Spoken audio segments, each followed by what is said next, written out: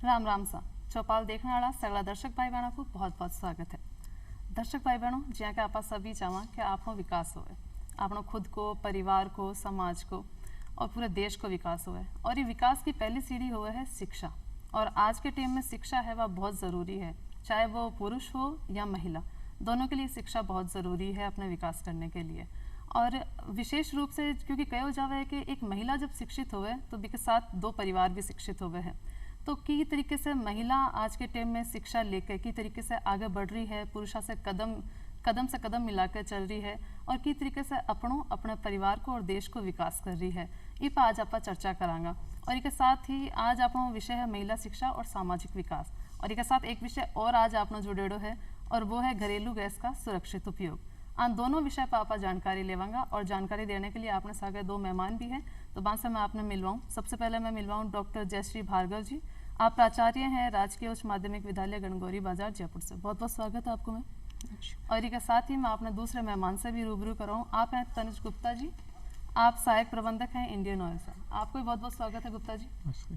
तो सबसे पहले क्योंकि आप महिला शिक्षा की बात करी तो ये पर आप पहले मैम से बात करांगा कि जयश्री जी मैं जानना चाहूँगी कि पहले एक स्थिति कहीं ही महिला की शिक्षा को लेकर और अब कहीं स्थिति है, कहीं फ़र्क आयो है? शिक्षित महिला शुरू से रही है हमारे देश में, लेकिन काफ़ी हद तक गांव में शिक्षा की कमी थी और शिक्षा उच्च स्तर पे मतलब कॉलेज एजुकेशन पर या उच्च माध्यमिक स्तर पे जाके बच्चों की स्पेशली लड़कियों की शिक्षा को रोक दिया जाता था। उसके कई कारण थे, लेकिन आज जो जागरूकता, ये जो बदलाव आया है उसमें ग्रामीण क्षेत्रों में भी छात्राएं कॉलेज भी जाने लग गई हैं, उच्च माध्यमिक विद्यालय में भी जाने लग गई हैं और शिक्षा का स्तर में बहुत सुधार हुआ है, उन्नति भी हुई है जी। विकास अभी अपन देखना मिल रहा है कि पहले की शिक्षा में और अब की शिक्षा में। अब महिला शिक्षा को ज़्यादा बढ़ावा दिया जा रहा है और महिला शिक्षा आगे से आगे बढ़ रही है और शिक्षा प्राप्त कर रही है।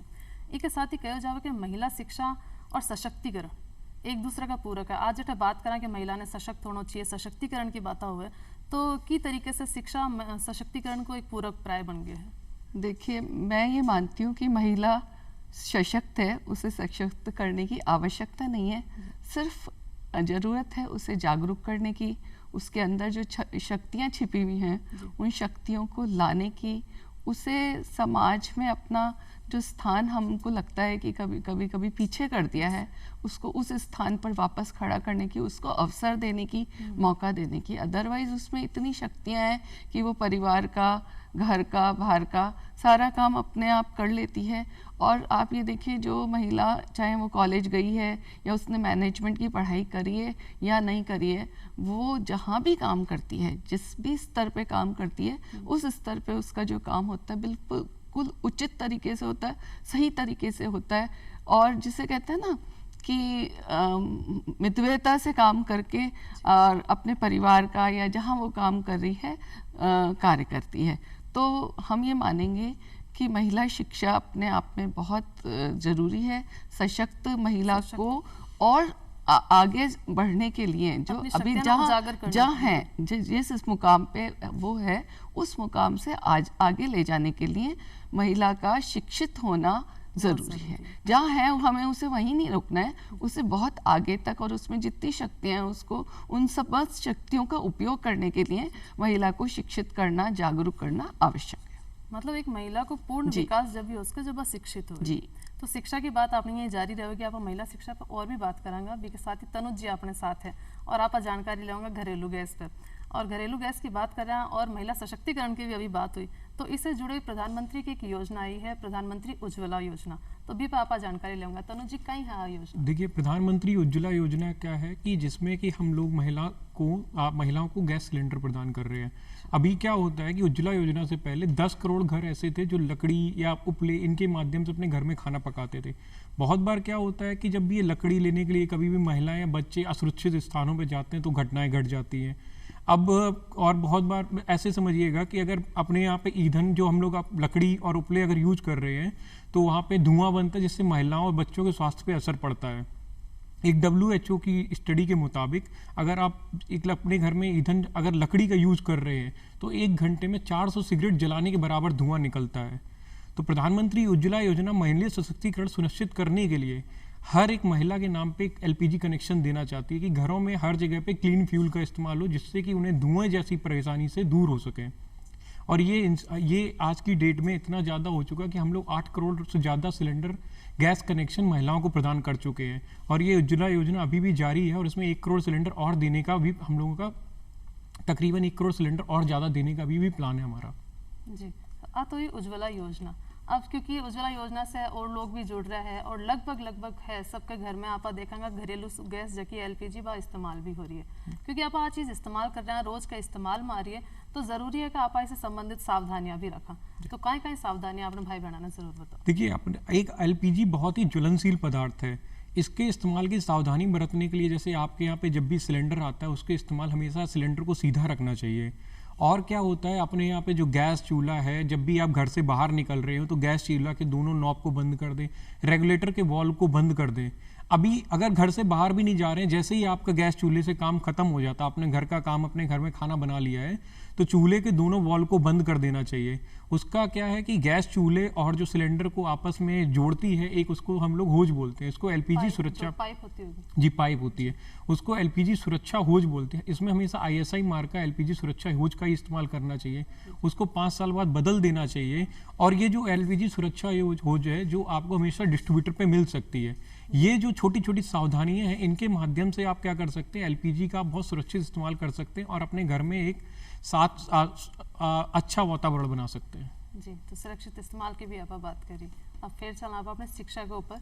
शिक्षा की बात अगर देखा तो समाज में आप कहीं देखा कि महिला शिक्षा की बात चल रही है, तो सबके दिमाग में आई आवे कि शिक्षा सिर्फ कमाने के लिए होगा, लेकिन अगर आप बात करें कि परिवार ने चलाने के लिए भी अगर महिला शिक्षित है तो वो कितना योगदान देवे है के लिए। अभी देखिए, शिक्षा का योगदान वाली बात कर रहे हैं, महिला के शिक्षित होने का। परिवार अभी हम जिस दौर से गुजरे हैं, कोरोना के दौर से गुजरे हैं, आपने देखा कि महिला ने किस ढंग से परिवार को बांधे रखा। उस इलाज में हम बाजार का इलाज नहीं करवा पाए, बाहर नहीं जा पाए, उन्हीं की सजगता थी, उन्हीं की जिसे कहते हैं ना कि अनुभव था, जिसको उन्होंने उपयोग किया। वो सारी परंपराएं, वो जो जड़ी बूटियां थी या जो हमारे पुराने चीज़ें थी, हम उनको भूल चुके थे। उन सब चीज़ों को, उन सब घरेलू विज्ञान को, जैसे कि आप एक ढंग से गृह विज्ञान कह सकते हैं, उसको निकाला है। जो दब गया था उनको महिलाओं ने बाहर निकाला है और उनका उपयोग करके हर की जान बचाई है। कितना उन्होंने योगदान दिया है कि आज हम जो एक कल्पना नहीं कर सकते कि वापस इस मुकाम पे आ जाएंगे और हम यहाँ बैठ के चर्चा करेंगे। वो मुकाम पर हम अगर पहुँचे हैं तो उसमें मैं ये मानती हूँ कि हम महिलाओं का और भारतीय महिलाओं का बहुत महत्वपूर्ण और महती स्थान है। बिल्कुल, एक महिला जब शिक्षित हो रही है तो एक नज़रिया आम इंसान को, चाहे परिवार में भी कोई स्थान हो, समाज में हो, तो वो स्थान भी कुछ अलग नज़रिया का ही है। अब नहीं, शिक्षित होने से क्या होता है कि उसमें परिवर्तन आता है। जब वो बाहर निकलती है, घर से बाहर निकलती है, स्कूल जा रही है, कॉलेज जा रही है, उससे विभिन्न स्तर पर जाना पड़ता है। कई लोगों से उसका संपर्क होता है, उन संपर्क से उसको अनुभव होते हैं। कई अच्छे अनुभव भी होते हैं, कई नकारात्मक अनुभव भी होते हैं, और एक उसमें समायोजन की क्षमता बढ़ती जाती है। तो जब तक वो बाहर नहीं निकलेगी, बाहर की दुनिया नहीं देखेगी, विज्ञान और तकनीकी के बारे में नहीं जानेगी, तो जो अब तक करती आ रही है, अब जैसे इन्होंने अभी उज्ज्वला योजना का बताया, तो अभी तक अगर लकड़ी कोयले से ही करती है तो उसका कितना टाइम उसमें कंज्यूम हो रहा है, कितना आज उस टाइम को बचत करके वो उसको अध्यापन कार्य कर सकती है, कुछ अपने घरेलू काम को एक नई पहचान दे सकती है। तकनीकी के माध्यम से आसपास के केंद्रों के बारे में पता लग सकता है कि ऐसे कौन से मेरे क्षेत्र हैं जहां जाके मैं नई चीज़ सीख सकती हूँ। कृषि प्रसंस्करण क्षेत्र केंद्र होते हैं जहां जाकर वो उसकी जो उपज है, जिसके लिए उसने रात दिन मेहनत करी है, मान लीजिए उसने खेती करी, टमाटर उगाए, और एक ऐसा मुकाम आया कि वो बाजार में उसकी कोई कीमत नहीं मिल रही है, तो क्या हम कई बार अखबार में पढ़ते हैं कि उनकी कीमत नहीं मिली तो टमाटर सड़क पे फेंक गए या फल सब्जी सड़क पे फेंक गए। तो कितना तकलीफ होता है कि काश्तकार अपनी पूरी जान लगा के वो महिला उगाते हैं उसकी फसल। जान लगा के उसको उपजाऊ कर रही है और हमें फेंकना पड़ रहा है। तो ऐसे में वो आसपास के कृषि केंद्र हैं, वहाँ जाए, जी। वहाँ जाकर उनके बारे में जानकारी ले कि हम इसका फसल बेचने के अलावा और हम क्या उपयोग ले सकते मतलब हैं। वहाँ प्रशिक्षण की तरह जी जी, बिना- और वहाँ प्रशिक्षण दिया जा रहा है, बहुत आधुनिक तरीके से प्रशिक्षण दिया जा रहा है। और लड़कियां, महिलाएं, इवन वो इसको खुद अकेली नहीं, अपने आसपास जो और महिलाएं हैं जो नहीं भी शिक्षित हैं, मान लीजिए नहीं स्कूल गई हैं, नहीं कॉलेज गई हैं, लेकिन फिर भी नई चीज सीख सके जी, हैं। हाथ का हुनर तो सब में है ना, बिल्कुल। काम तो सब घर में कर ही रही हैं, खाना भी बना रही हैं, कपड़े भी धो रही हैं, सिलाई भी कर रही हैं, लेकिन बस तरीका है कि उसको उचित तरीके से, एक प्रेजेंटेबल तरीके से, ताकि उसको पहचान करके उसका मूल्य मिल सके, उसकी मेहनत की कमाई उस तक आ सके और समाज में वो पहुंच सके। ये बहुत ज़रूरी है। जी, एक आप जब शिक्षा कम थी, महिलाओं ने शिक्षा कम दी जा रही थी, तो सामाजिक कुरीतियां आप देखा बहुत ज़्यादा थी। सामाजिक कुरीतियां में जहाँ पर्दा प्रथा है, बाल विवाह है, घरेलू हिंसा है, इससे और भी जो सामाजिक बुराइयां हैं, आप देख रहे हैं जहाँ जहाँ शिक्षा बढ़ रही है महिलाओं में, वह कम होती जा रही है। तो क्या संभव हो पाए? कम, देखिए समस्याएं आज भी हैं, लेकिन बात यह है कि हम हर स्तर पे शिक्षित, जब स्कूल आती है तो आज ये देखिए हम पहली क्लास से, इवन आंगनबाड़ी में बच्चा है तो हम उसको शिक्षित करने लग गए हैं कि आप चुप्पी तोड़ो, बोलो, अब आपके साथ कुछ गलत हो रहा है, आपको अच्छा नहीं लग रहा है, बताओ, टीचर को बताओ, मम्मी को बताओ, घर में बताओ।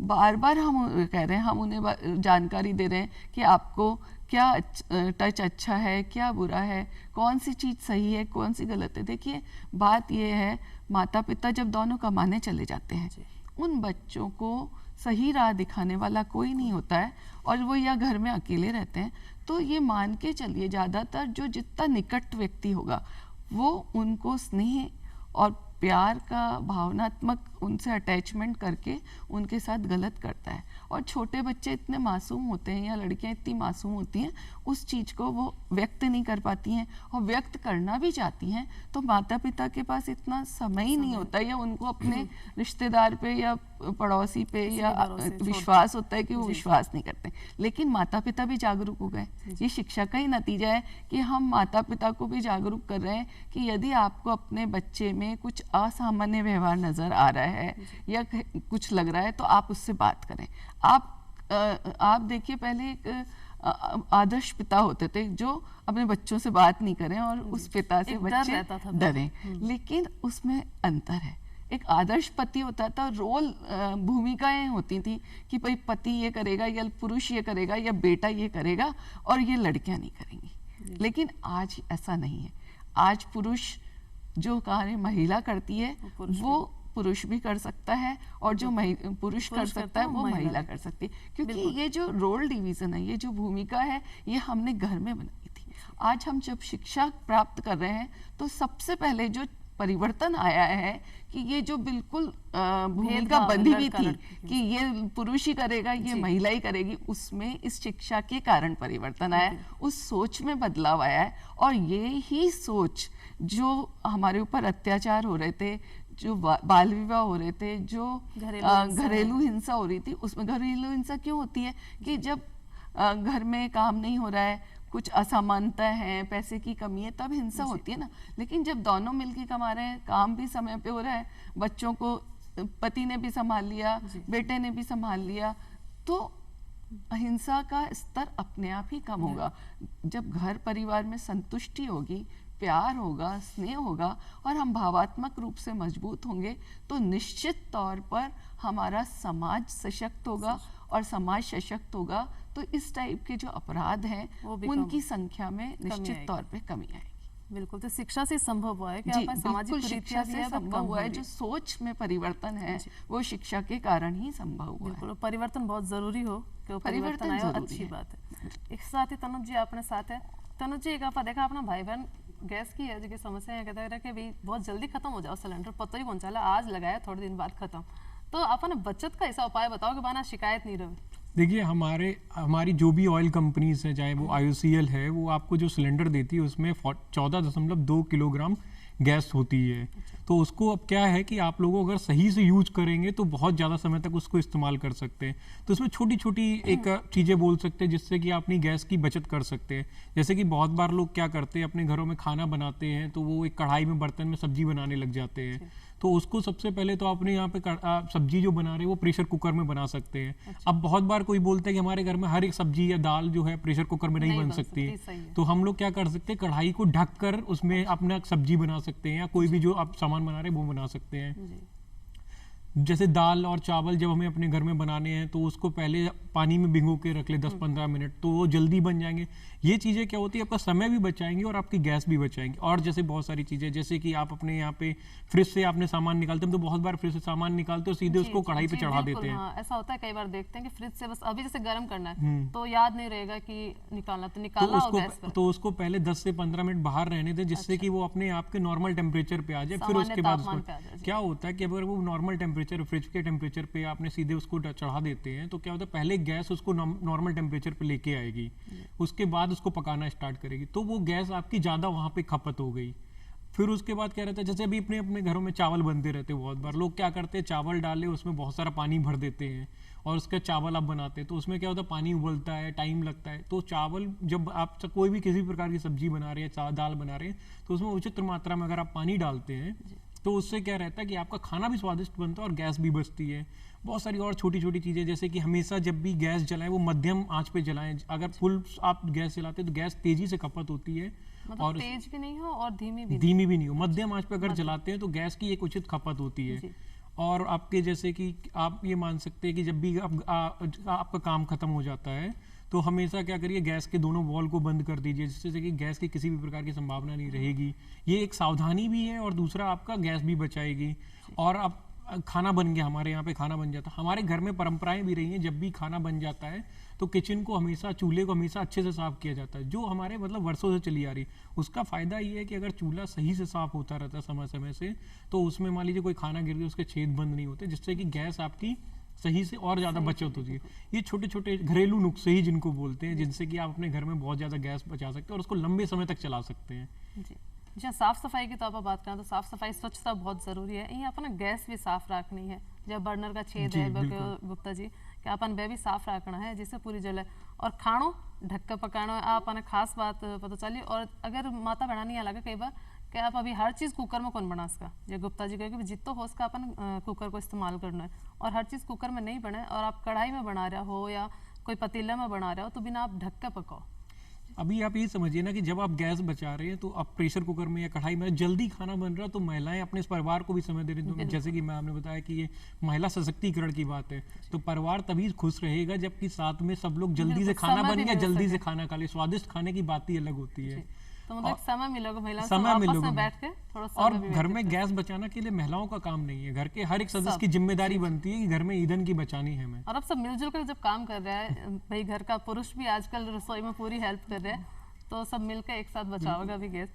एक अब आप बात करें लीकेज की, तो कई बार हुआ है ना कि आप जहाँ रसोई में जाओ या लगा बदबू आ रही घर में, कि गैस की बदबू आ रही, तो सबसे पहले बेटा अपन कहीं सावधानी रखते हैं, अपन कहीं करना चाहिए। जैसे ही आपको ऐसा लगता है कि हमारे घर में गैस की किसी भी प्रकार की बदबू आ रही, सबसे पहले अपने घर के दरवाजे खिड़कियां खोलनी चाहिए, जिससे अगर मान लीजिए कि गैस है भी तो वो बाहर निकल जाएगी। एलपीजी का क्या रहता है कि ये ज़्यादा भारी होने की वजह से हमेशा नीचे बैठने की कोशिश करें। तो सबसे पहले अपने दरवाजे खिड़कियां खोल देंगे तो जिससे अपने आप क्या रह जाएगा कि ये गैस बाहर निकलनी जाएगी। उसके बाद उसी वक्त किसी भी प्रकार का इलेक्ट्रिकल स्विच को, मतलब कि जो आपके बिजली के चीज़ें हैं उनका इस्तेमाल नहीं करना है। कोई भी प्रकार का लाइटर, मैच बॉक्स, इनका इस्तेमाल नहीं करना है। दूसरा, अब जब आपको लगता है कि अभी भी आपके घर में गैस की बदबू आ रही है, तो सबसे पहले अपना जो लोकल डिस्ट्रीब्यूटर जहाँ से आपकी गैस आती है उसको संपर्क करें, वो आपकी हर संभव मदद करेगा। तो और कोई हेल्पलाइन नंबर भी हमारा एक हेल्पलाइन नंबर है 1906, जिस पे आप कॉल कर सकते हैं और अपनी किसी भी प्रकार की सहायता ले सकते हैं कि इसको हम किस तरीके से बच सकते हैं। दर्शक भाई बहनों, नंबर एक बार मैं और बता दें, अपने जो हेल्पलाइन नंबर है, अगर आपन लगे लीकेज हो रही है तो आप ये हेल्पलाइन नंबर पर संपर्क कर सको, 1906। बिल्कुल जी। एक साथ ही आप फिर से अपनी महिला शिक्षा की बात करें तो आप देख रहे हैं आज के टाइम में महिला शिक्षा खूब बढ़ रही है, ज़्यादातर महिला शिक्षित हो रही है, लेकिन फिर भी कुछ परिवार है ऐसा जठे अभी भी महिला है या बच्चियां की शिक्षा ने थोड़ा बहुत पढ़ा दियो, स्कूल में एडमिशन तो दिला दियो, पर उच्च शिक्षा तक वह कोई नहीं पूग पावे। तो इसको कई कारण है, कई मानसिकता हो भांगी की तरीके से। सबसे पहली तो मानसिकता उनकी ये होती है कि भाई प्रवेश दिला दिया, बच्चे को जो फ़ायदा मिल रहा है, जैसे स्कॉलरशिप मिल रही है, छात्रवृत्ति मिल रही है, वो ले लिया और उनको लगता है बच्चे को काम कर रहा है। जैसे इन दिनों में स्कूल नहीं आते थे तो बच्चों को काम कराने में लगा दिया, घर का काम है, वो खुद चले गए तो पीछे से छोटे भाई बहनों को संभालना है। दूसरी उनकी चीज़ है कि ये आज भी है दूर दराज में उच्च शिक्षा के या सीनियर सेकेंडरी स्कूल, वर्तमान में तो सब हर पंचायत समिति पे हो गए, लेकिन छोटी जगह नहीं है, तो उनको लगता है लड़की दूर जाएगी, कोई रास्ते में कोई घटना हो जाए, कॉलेज जाने के लिए जीप में जाएगी, बस में जाएगी, पैसा खर्च होगा, है ना, ये तो किराया चाहे 10 रुपये लगे या 20 रुपये, पैसा खर्च होगा। और एक जो मानसिकता आज भी है कि कॉलेज में जाके लड़कियां बिगड़ जाती हैं, ये सोच है। इस सोच को बदलने के लिए हमको जिस ढंग से स्कूल विद्यालय स्तर पे हम घर घर जाके हमने उनको ये विश्वास दिलाया है कि बच्चा स्कूल में आने के बाद सुरक्षित है और यहाँ पर आके बच्चा कुछ सीखेगा ही, तो ये, और बच्चों पेरेंट्स को स्कूल में बुलाया, ग्रामीण लोगों को स्कूल में बुलाया, उनको जोड़ा, उससे यह है कि स्कूल स्तर तक तो बच्चे आसानी से आ जाते हैं, लेकिन कॉलेज में आम ग्रामीण की पहुंच नहीं है, वो उस कॉन्सेप्ट को समझ नहीं पाते, उनको आज भी नहीं पता कि वास्तव में कॉलेज है क्या। तो हमारा नज़रिया ये होना चाहिए कि हमें ये प्रयास करना चाहिए कि हम कॉलेज को ग्रामीण स्तर तक लेके जाएं, पेरेंट्स को लेके जाएं, उन्हें अपने से जोड़ें, कॉलेज स्तर पे उच्च शिक्षा में जोड़ें, ताकि जो दूरी है उसे कम किया जाए और जो बच्ची उसके बाद ही तो किसी कंपटीशन के लिए फाइट कर पाएगी या कहीं ज्वाइन कर पाएगी, तो जो उसमें योग्यता है उसका संपूर्ण जो लाभ उसे मिलना चाहिए वो तभी मिलेगा कि जब वो कॉलेज में जाके अपनी शिक्षा प्राप्त कर लेगी। इसके लिए हम सबको मिलके प्रयास करना होगा, सामाजिक संस्थाओं को आगे आना होगा, कॉलेज एजुकेशन को आना पड़ेगा और हर आम नागरिक को सबने मिलके इसको सामूहिक प्रयास करेंगे तो वो दिन दूर नहीं होगा कि हमारी हर बच्ची उच्च शिक्षा की ओर अग्रसित हो जाएगी। तो सबने मिलकर काम करना है। साथ साथ अपनी सरकार कहीं प्रयास कर रही है, कोई योजना है कहीं? सरकार की बहुत सारी योजनाएं हैं बालिकाओं को शिक्षित करने के लिए। सबसे पहले तो निःशुल्क शिक्षा है, किताबें निःशुल्क हैं, यूनिफॉर्म निःशुल्क हैं, सारे अगर अच्छे नंबर आते हैं तो उनको पुरस्कार है, लैपटॉप है, स्कूटी है, और यहाँ तक कि अब तो जैसे साइंस के बच्चे हैं तो उनके लिए कोचिंग की व्यवस्था है, कॉमर्स के बच्चे हैं उन्हें कैट देना है, सीए करना है, तो वो सारी कोचिंग की भी फ्री व्यवस्था है। उन बच्चों को आवास व्यवस्था है, छात्रावास हैं, स्कूल स्तर पे भी हैं, कॉलेज स्तर पे भी हैं, तो वहाँ बच्चे इन सब सुविधाओं को लेने के बाद बहुत आगे तक निकले हैं, बहुत उन्नति कर रही हैं लड़कियां। तो मतलब सरकार भी बहुत प्रयास कर रही है, बिल्कुल प्रयास कर रही है और उन प्रयासों का असर दिखने लगा है कि आज आप अगर आंकड़े देखें कि आपको सरकारी विद्यालयों में छात्र संख्या जो या छात्रा संख्या विद्यार्थियों की संख्या है निश्चित रूप से दुगनी हो गई। बिल्कुल, तो इस तरीके से देखो कि आप सबने प्रयास करना है और सरकार भी बहुत सारी योजनाएं चलाकर प्रयास कर रही है। चलते चलते तनुज जी और जानना चाहूँगा आप कि आप अगर गैस डिलीवरी जब आवा है सिलेंडर आप लेवा तो क्या अपन सावधानी रखनी चाहिए, का ध्यान रखना बताओ? देखिए, आप जब भी आप अपने यहाँ पे गैस सिलेंडर को ले रहे होते हैं, होता कि हमारे यहाँ पे जो हम लोग सिलेंडर भेजते हैं उसमें 14.2 kg गैस भरी हुई होती है, तो उसके पास जो भी आपके पास डिलीवरी देने वाला आ रहा होता है उसके पास एक कांटा होता है। अच्छा। जिससे कि उसका भार तौल सकते हैं।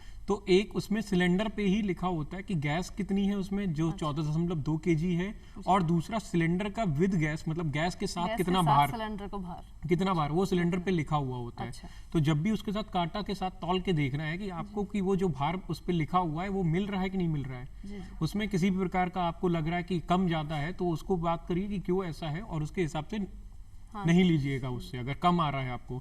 दूसरा, उसमें ये चेक करिए कि जो सिलेंडर है उस पे सील लगी हुई है, किसी भी प्रकार की उसके साथ सील के साथ छेड़छाड़ नहीं की है, वो सील सही है कि नहीं सही है। दूसरा, उसमें जब भी आप चेक कर रहे हैं, आप सिलेंडर ले रहे हैं, तो किसी प्रकार का उसमें लीकेज ऐसा नहीं दिखना चाहिए कहीं पे गैस सिलेंडर लीक कर रहा है। मतलब 3 चीज अपना मेन ध्यान रखनी है, एक तो वजन अपना चेक करवाना है, सील अपना ध्यान रखनी है और लीकेज भी चेक करवानी है। तो एक साथ ही दर्शक जो टाइम है अपन और इजाजत को आप आगे बात करें तो आप फिर भी इतनी अच्छी जानकारी दी। भार्गव जी अपने साथ है, तनु आप भी बहुत अच्छी जानकारी दी। आप दोनों को बहुत बहुत धन्यवाद। तो अभी लेवा विदा और फिर मिलांगा एक नए विषय के साथ। जब तक दो इजाजत, राम राम सा।